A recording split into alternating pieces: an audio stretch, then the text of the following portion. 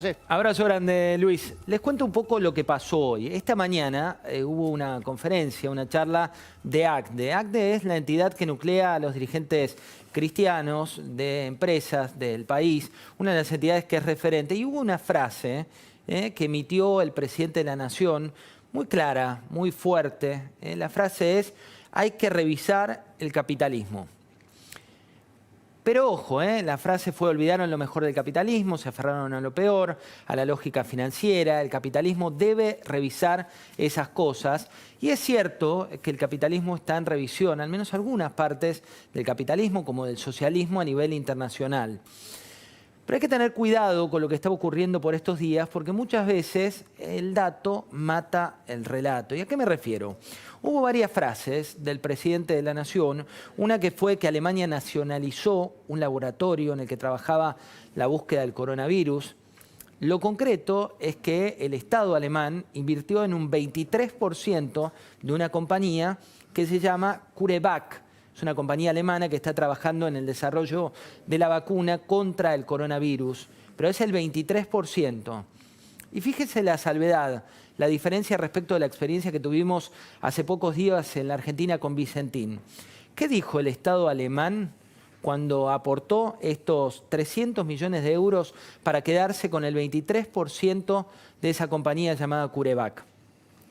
Vamos a aportar como Estado alemán seguridad financiera sin influir en ninguna de las decisiones que tome la compañía. Pequeña diferencia. También habló el presidente de la Nación del Estado italiano que tuvo que invertir en Fiat para que Fiat no cayera. La verdad es que el Estado italiano no tomó absolutamente ninguna participación en la compañía italiana Fiat, que ya no es italiana y ya no es Fiat. La compañía se llama FCA, Fiat Chrysler Automobiles, que tiene que ver con una de las grandes fusiones que se produjo a nivel internacional en el mundo automotor.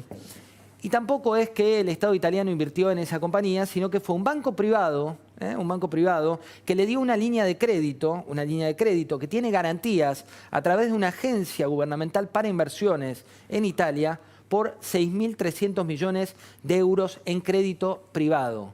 El Estado italiano, la frase fue, tuvo que invertir en Fiat para que esta no cayera, no invirtió en Fiat.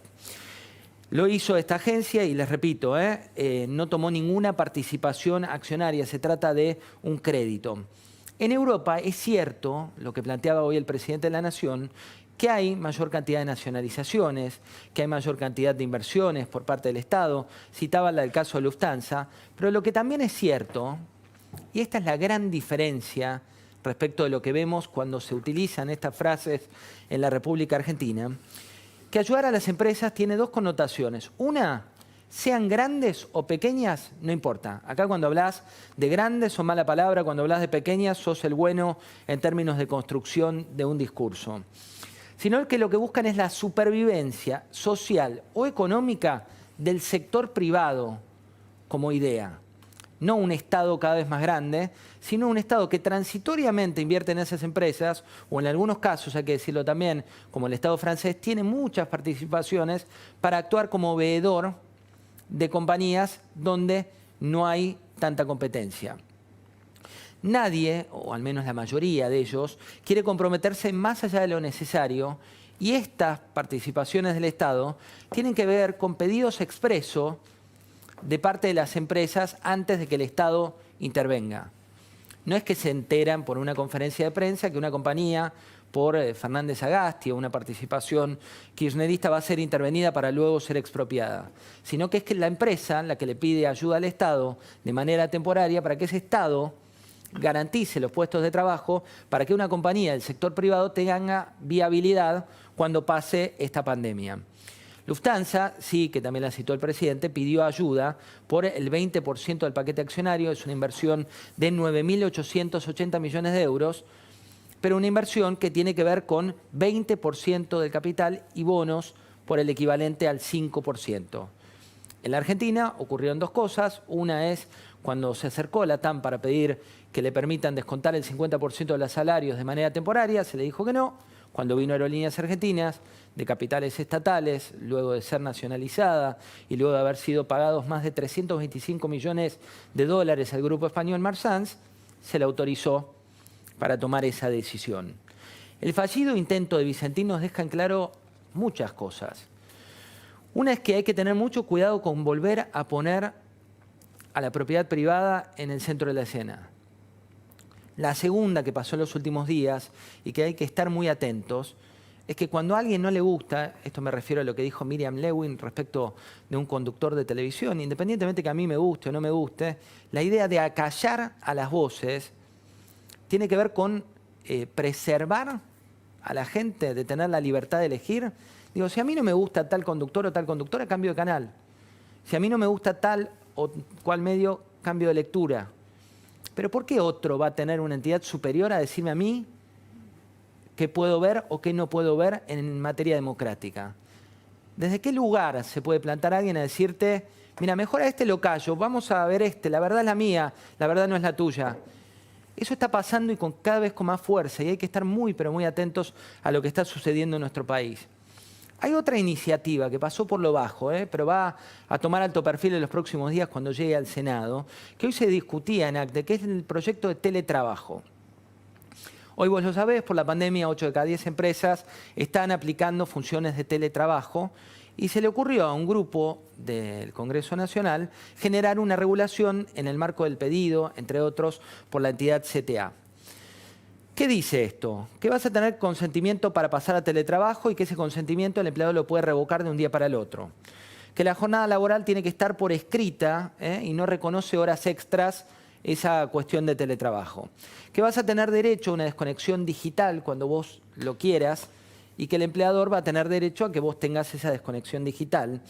Y derecho a lo que llaman ellos a los cuidados de menores de 13 años o cuando tenés que cuidar a alguien con discapacidad, que tengas ese derecho adquirido.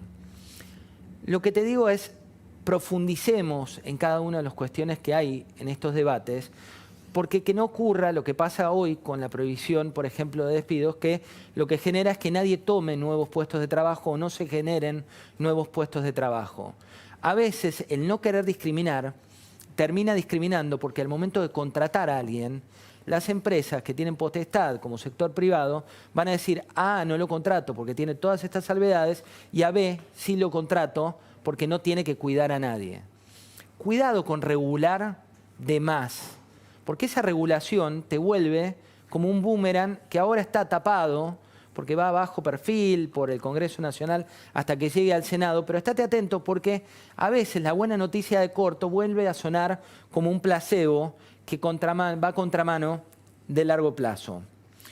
Y ese placebo, te lo decíamos el otro día, todavía resuenan los aplausos de Adolfo Rodríguez A. anunciando esa cesación de pagos que tan orgulloso puso al Congreso Nacional y tan vergonzante fue para el mundo cuando se anunció. Hoy una jueza le dijo al Gobierno Nacional o al Estado argentino en este caso que va a tener que pagar 224 millones de dólares por el aplauso que sigue generando aún hoy, 19 años después, sí, 19 años después, nuevas pérdidas para la Argentina. Porque lo que no entendemos, y vuelve a ser recurrente en nuestro país, es que los placebos de corto se pagan en el largo plazo. Y eso es lo que ocurrió hoy con este nuevo juicio, y todavía hay muchos, pero muchos juicios latentes. Y para cerrar, 3 cuestiones que tienen que ver con una frase que utilizó el presidente hoy.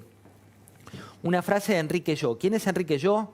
Es uno de los fundadores de ACTE, uno de esos empresarios que hizo la diferencia. Hizo la diferencia porque en una crisis terminal, una de las tantas que vivía la economía argentina, lo que buscó fueron soluciones creativas para salvar por un lado a la empresa y salvar los puestos de trabajo por otro.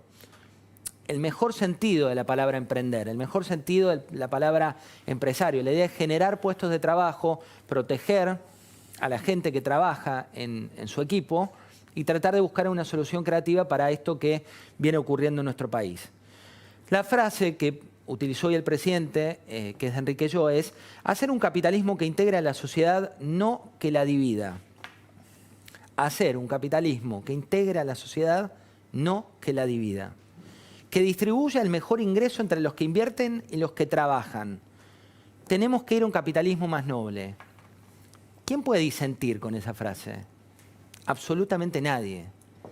Pero ojo con llenar palabras o parafrasear palabras de alguien, como en este caso el titular de ACDE, el creador de ACDE, en un Estado que termina siendo una fiesta del ELIX, en un Estado que termina siendo una fiesta financiera, y no porque los gerentes de producción sean menores que los gerentes de finanzas, sino porque en el país no sabes cuánto va a ser la inflación ni los proyectos. Y el último dato que tengo para contarte, Mercado Libre alcanzó 50.000 millones de dólares de valor de empresa. ¿Cuántas son las reservas del Banco Central al día de hoy? 43.800 millones de dólares. ¿Qué pasa con el empresario, el creador de Mercado Libre? Vive en Uruguay. Vuelvo a la frase de Enrique Yo. Ojalá Galperín, en este caso como tantos otros, vuelvan a nuestro país.